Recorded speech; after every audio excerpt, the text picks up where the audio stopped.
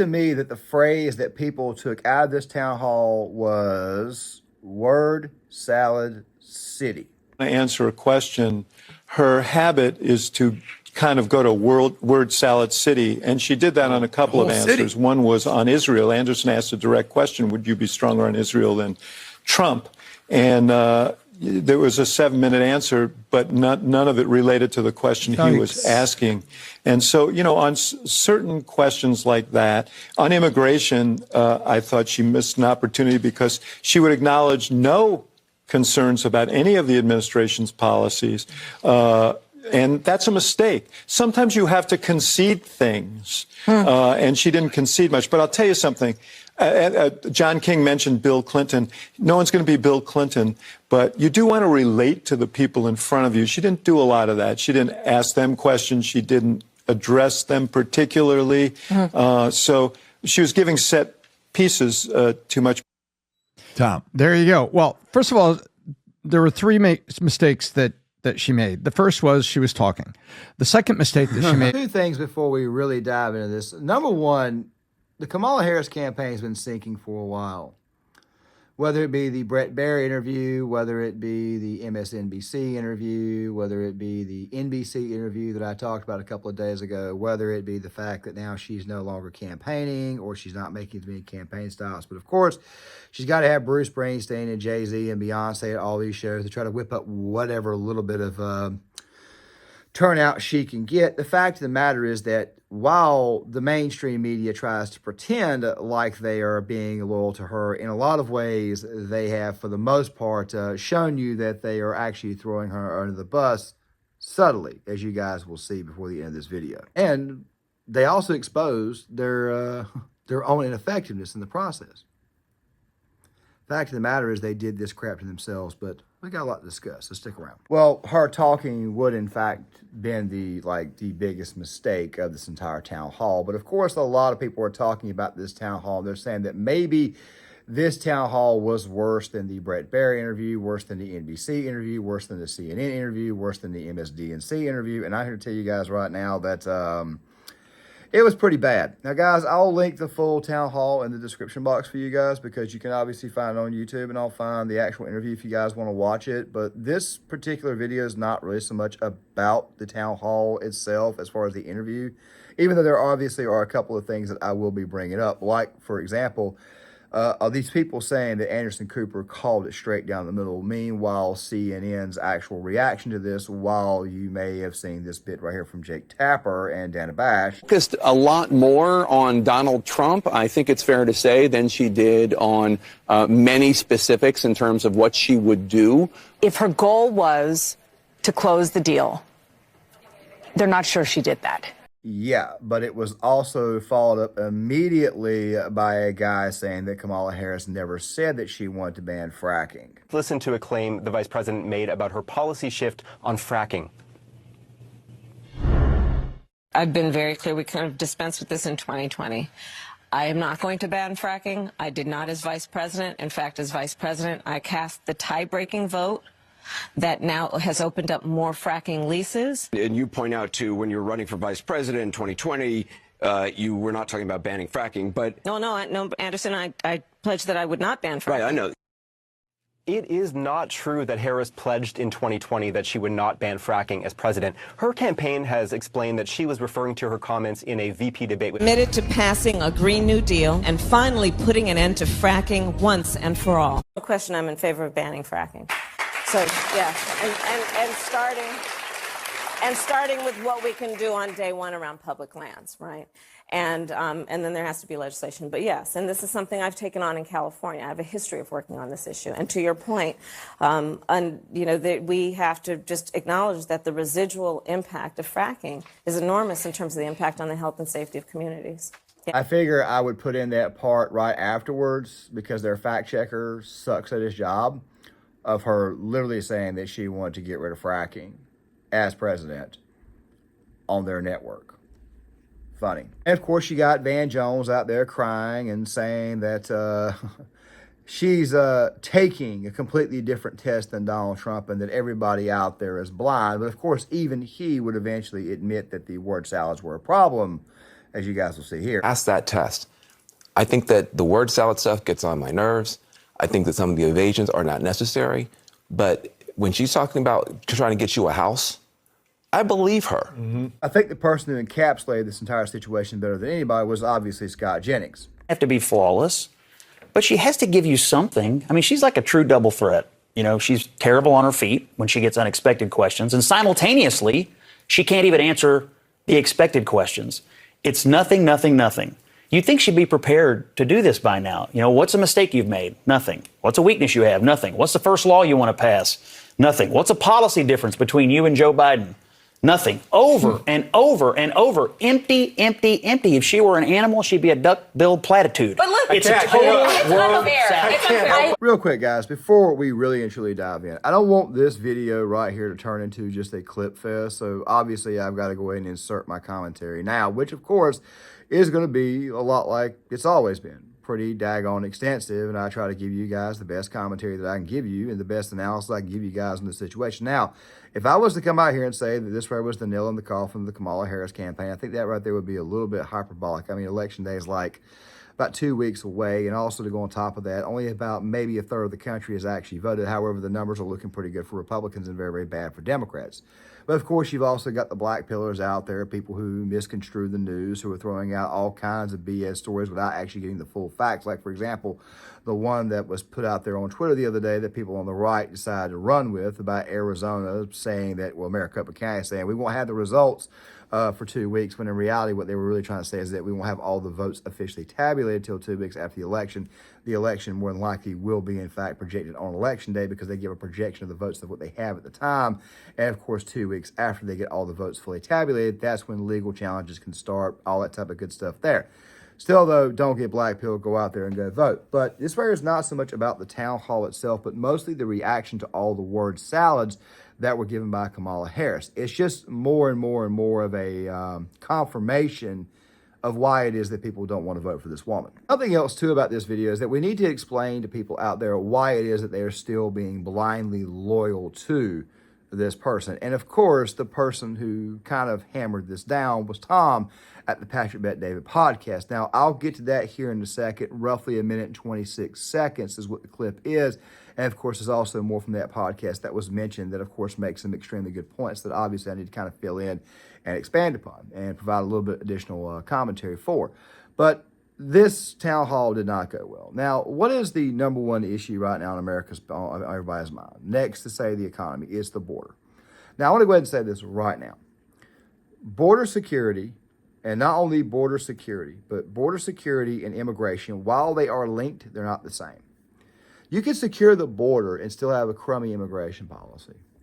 You can secure the border and still grant amnesty to people. As a matter of fact, if I remember correctly, the deal that the Democrats ultimately rebuked when Trump was in office was he was trying to see if they would give him a wall. He would at least give the DACA recipient citizenship. Not that many at the time by their calculation, but of course he was willing to say, look, you give me the wall, I'll give you that there. Democrats obviously balked on it because they need a brand new voter base. I thought Trump was doing the best he could to try to get at least halfway there and then possibly put additional border provisions at a later date. Maybe if in the second term he got a different Congress. But still at the same time, though, as you guys can see, bipartisanship obviously did not work there. You just got to retake the entire thing, retake the whole of the legislative branch, and then you have to negotiate from a much, much larger position of power. Maybe throw the immigration package in with another bill altogether. But still, though, the point is this right here. Border security can be handled with a good old-fashioned executive order, and of course, the administration in office right now has not wanted to do that. But speaking of that segment that has got most people talking, let's go ahead and get to that. Is a border wall stupid? Well, let's talk about Donald Trump and that border wall. So remember, Donald Trump said Mexico would pay for it? Come on, they didn't. How much of that wall did he build? I think the last number I saw is about 2%. And then when it came time for him to do a photo op, you know where he did it? In the part of the wall that President Obama built. But you're agreeing to a bill that would earmark $650 million to continue building that wall. I pledge that I am going to bring forward that bipartisan bill. Okay, two things. Number one, people are saying that Anderson Cooper did a phenomenal job during this entire town hall. But in reality, what was really going on was that Anderson Cooper was filibustering her to keep her own message. That's how bad she is. She can't even get her own script right. She can't even get the talking points she's given correct. Which, of course, this right will come back up over the course of this video. It's going to be a lot longer than I wanted it to be, but still, though, that right there is number one. Number two, if you keep going back to the bipartisan bill, that's obviously a terrible campaign strategy because the specifics of that bill still included roughly 4,500 to 5,000 immigrants coming in a day across the border. It wasn't really a border security deal at all. It wasn't even an immigration bill. It was just a Band-Aid to go on top of a wound that was much, much larger than the Band-Aid. It was a crappy bill. And also, let us also not forget that you were the border czar. You were in charge of the border. This has all been happening under your watch. And now you're talking about using something, money that was earmarked from the Trump administration to take care of this. Nobody buys it. I mean, once again, it's another flip-flop. To further strengthen and secure our border. Yes, I am. And I'm going to work across the aisle to pass a comprehensive bill that deals with a broken immigration system. I think Jackson's question, part of it was to acknowledge that America has always had migration, but there needs to be a legal process for it. People have to earn it. And that's the point that I think is the most important point that can be made, which is we need a president who is grounded in common sense and practical outcomes. Like, let's just fix this thing. Let's just fix it. Why is there any ideological perspective on it? Let's just fix the problem. To fix the problem, you're doing this compromise bill. It does call for $650 million that was earmarked under Trump to actually still go to build the wall. I am not afraid of good ideas where they occur. So you don't think it's stupid anymore? I think what he did and how he did it did not make much sense because he actually didn't do much of anything. Okay, a couple of things really quick. Okay, when she said stupid and how he went about it was stupid. Number one, there was also the bit here that I did not get to when it was the bit about he said Mexico would pay for the wall. Mexico actually did pay for some of the security involving what was going on at the southern border. Do you guys remember when we had that little migrant invasion coming across Central America going into Mexico at the time on their way to the United States? Well, Trump got the Mexican president to agree with him on remaining in Mexico, and that right there was the start of it. Also, something else, too, the troops down at the border that were being used to kind of hold people back, keep them from getting in, were Mexican troops. So, yes, it did cost Mexico a good amount of deal. They were actually, in a lot of ways, paying for the border security. Not the wall per se, but a lot of the border security. Also, that bit about going down to do a photo op where there were bits and pieces of wall where Obama had been working on or built. That was taken shortly after the administration had started. I mean, that was taken shortly after Trump had gotten office. There was also another piece of wall that Trump decided to sign and do a photo op in front of at the piece of the wall down there in Alamo, Texas. Not the Alamo, but Alamo, Texas, a city on the border.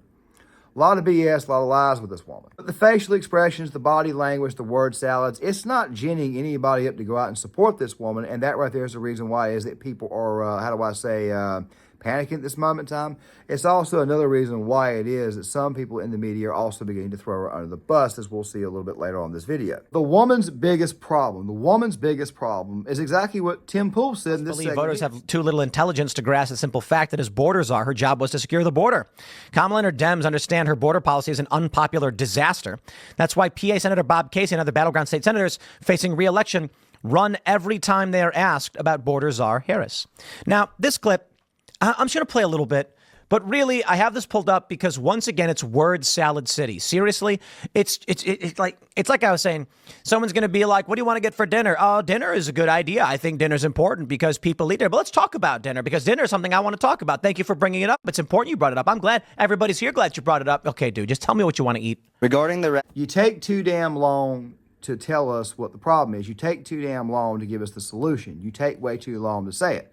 I've got a habit of this right here, but I'm not running for the president of the United States, okay? I have a tendency to be chatty. I have a tendency to BS with people. I have a tendency to kind of talk around an issue before then getting to a situation or getting direct to the meat of it. I also have a tendency to kind of dress up a little bit. I have some bad habits of my own, but then again, like I said, I'm not running for president. You should not have someone like me running for president. I will be the first person to tell you I'm not the most direct person in the world. Unless, of course, I'm on camera, then I'll directly tell you what the hell's going on. If I'm trying to go out of my way to avoid the censorship problem, then I may dance around a little bit more than normal. But the point is this right here. She's running for the office of the presidency. You need to be direct with people and not speak in word salad. It reminds me of what Judge Joe Brown had said about her in his video of The Art of the Dialogue, which I'll probably link in the description box, about her word salads. She goes in there with she, and what's she going to do? She's going to say, well, we're here today to do the thing that we came here today because this right here is the thing that needs to be done today. Fool, what the hell did you just say? Why? Why in the world would the mainstream media want to still remain loyal to this person? Well, I think Tom explained it very, very well in this minute and 26-second segment. And the third mistake that apparently they made, they've been controlling the mainstream media and they've been controlling the narrative. For instance, last weekend, do you remember when every news outlet, somehow all their editors used the word testy in every single headline or subhead with her. Yeah. Testy, testy, testy, testy. It was almost that they got the, remember, the word of the day is testy.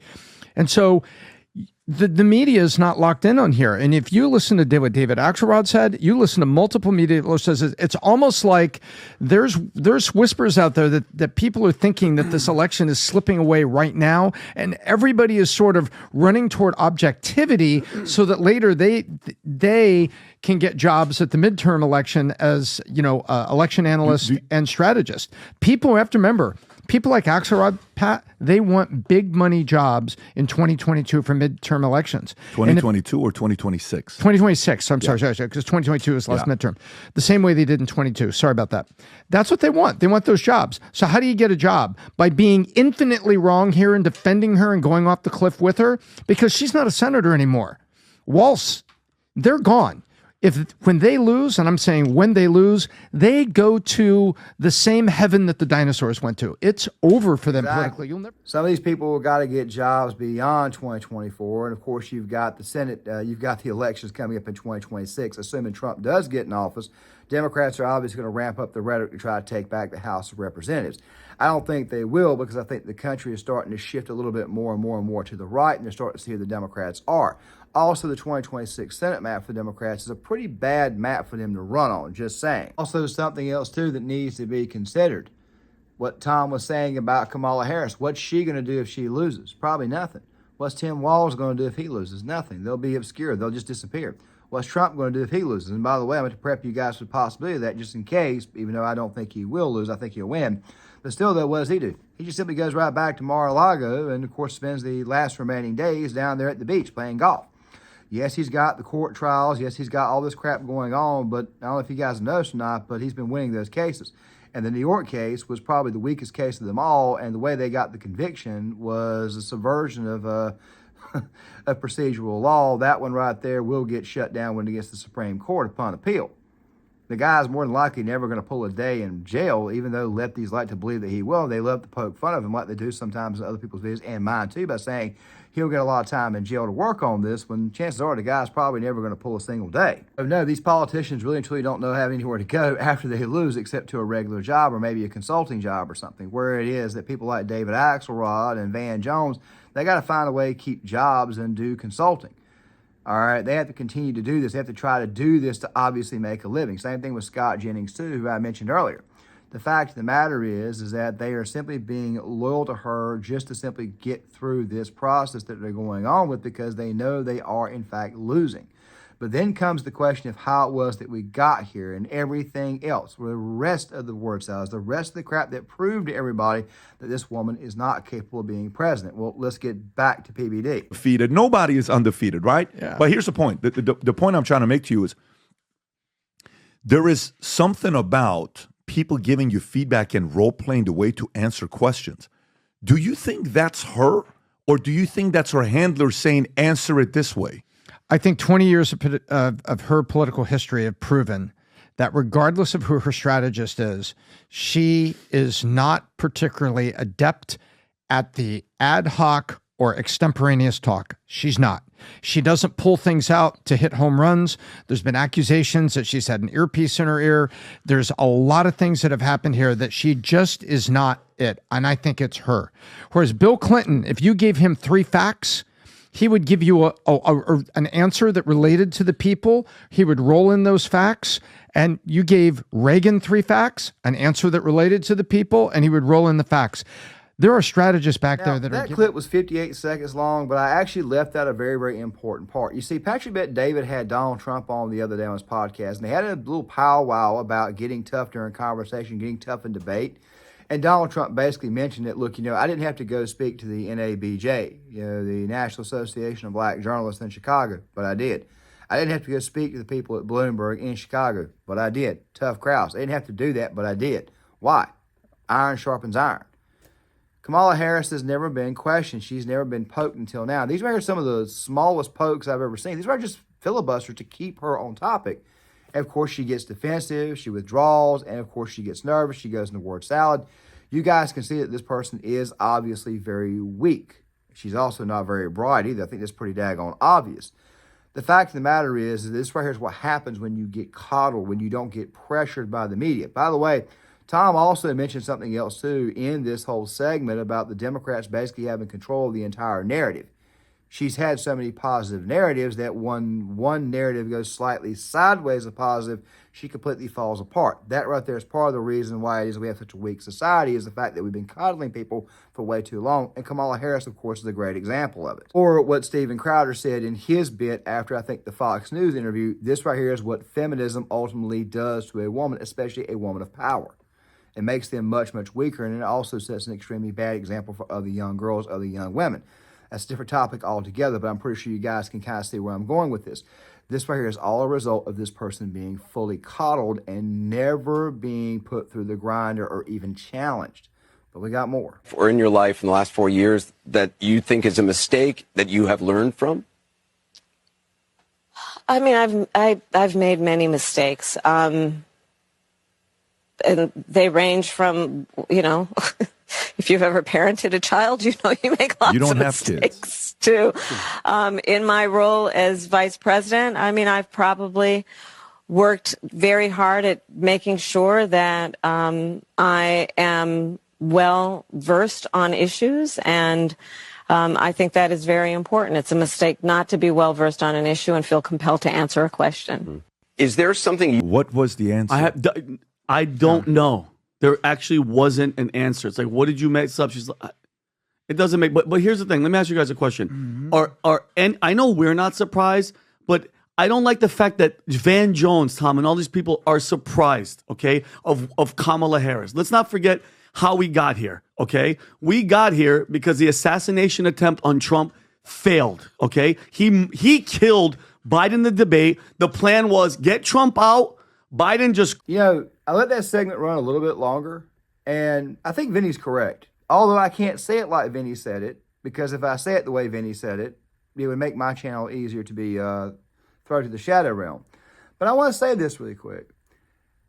Van Jones and them all acting surprised, it doesn't surprise me, because, I don't know if I mentioned it at the beginning of the video or not, but I'm going to mention it now, because you guys know me. I do this off script. Go back to when Joe Biden got destroyed in the debate against Donald Trump. Go back to that night. What did they do? They immediately came out and said he's too old, he's too frail, he's too weak, he can't debate. Look, we've been telling these people for a very long time that Joe Biden was too old, too frail, and too weak. The exact same time we've been telling these people for a very, very long time that Kamala Harris was absolutely terrible. This right here feels to me almost like deja vu, almost like maybe they just might be in a way starting to do what Richard Barris has been trying to tell them that they need to be doing. You need to prep your audience for the possibility of a loss, but of course MSDNC on the other hand. And I'm playing some stuff right here for you guys in the B-roll footage that you guys are seeing now of Mika Brzezinski having a complete total meltdown. I'll talk more about that in video number 2 because I'm going to link that one right there. And obviously to go on top of that, there's the Dana White segment from RG. We had the conversation of RG3. And, of course, try to kind of convey exactly the point that Donald Trump will get more women voters. But still, though, the point is this right here. This right here feels almost like the same exact script these people ran after Joe Biden completely fell apart on the debate stage. Oh, we're shocked. We couldn't believe he was this frail. You told us he was in great shape, that you're around him all the time, but that he's cognitively ready. These people are acting surprised and saying stuff like she didn't close the deal because these people are trying to tell the people at home, their audience, this woman is going to lose. In a way, the mainstream media is, in fact, turning on her. but not for the reasons that you would think that they would turn on her for. Look, guys, while I was sitting back getting all these different reports, I was listening to one segment. I think it was George Santos, the former congressman, put up on his Twitter file that he was not, well, I just put the tweet up here, that they were expecting another October surprise to come in, except this time we're here to come in on the Kamala Harris side. Now, I'm not saying it's going to happen. I personally believe that there is an October. If there is one, the mainstream media will go out of their way to cover her and cover for her. But still, though, these types of things obviously do in fact happen. Something so bad that the media would have to turn on her, that right there has obviously not occurred yet. That has obviously not happened. So they're turning on her, but they're turning on her in a much, much more subtle way than you might would expect. But let's finish up. The Democrats have gotten to pretend that they like her. They have to pretend like she's had policies. They have to pretend that they like her. And let's be honest, guys. If I was still drinking, Pat, I'd drink with her. I'd have a good time. But no, I'm being dead serious. She seems like a fun. I mean, the laughing would get to me. But I mean, it's at the point where, you know, the jig is up. He has to do these questions, Tom, Pat. With Anderson Cooper, Tom, their reputation is on the line at this point. You just used a great word. The word is pretend. Yeah. And you're correct with all of those. I completely line up with the Angry Patriot on this. They pretended. Yeah. And now Van Jones has to publicly pretend he's surprised. Exactly. Now they have to pretend they're surprised. Yeah. Oh my gosh, I didn't know. Yeah. You know, let's see. Bottle of tequila, George Clooney, USC cheerleader. There's only one outcome. They knew exactly what was going on here. They knew exactly where it was as soon as she got out at public and started talking about it, because they were talked into believing that there is a viable candidate there. Do you remember it took 2.5 weeks to declare who the candidate was going to be? Yeah. Yeah. And finally they said, well, okay, it's going to be Kamala Harris. Yeah. It's going to be Kamala Harris. Yeah. And then when it was out in public, you saw cracks in the underneath, because they tried to cover the cracks in the foundation. What did they do for 28 days? She didn't. How many? Well, they didn't kill their credibility. That's not what the hell happened here. People have known for a while that the media was not credible. People have known for a while that CNN has never been credible. They didn't kill that. What they killed was the illusion of their effectiveness. That right there is what they did. That is what the hell happened here, is that the illusion of the mainstream media's effectiveness of trying to be able to spin certain things completely died tonight. But of course, like I said before, there will be another video out tomorrow that kind of goes over everything once again, except not this town hall. It's going to be over the Dana White interview with RG3. And of course, I'll explain to you guys why is that Trump will in fact get more women voters, contrary to what Mika Brzezinski said in her meltdown. But the fact of the matter is this right here. These people did this crap to themselves. The mere fact that they are now saying, yeah, the word salads are a problem, is they're trying to act like they're shocked and they're surprised that this right here is not an issue or it never was an issue till now, when quite clearly it was always an issue. The fact of the matter is that it seems like anything and everything that guys like myself, the Barris types, the true actual political, the data guys, what they've been saying has been coming true the whole time. And you're starting to see this right reflect in the polls, and also you're starting to see this right reflect in the vote itself. Fact of the matter is that the mainstream media doesn't really have anybody to blame for this but themselves. This woman choked. She choked very, very hard. With all the help in the world that they tried to give her, she still choked. Whether the media knows it or not, they were absolutely 100% complicit in the destruction of this woman's campaign. But you guys tell me what you think in the comments section. Make sure you guys please hit the like button, subscribe, share the video, sign off in the comments. I would love to hear what you guys have got to say, and I'll see you guys later.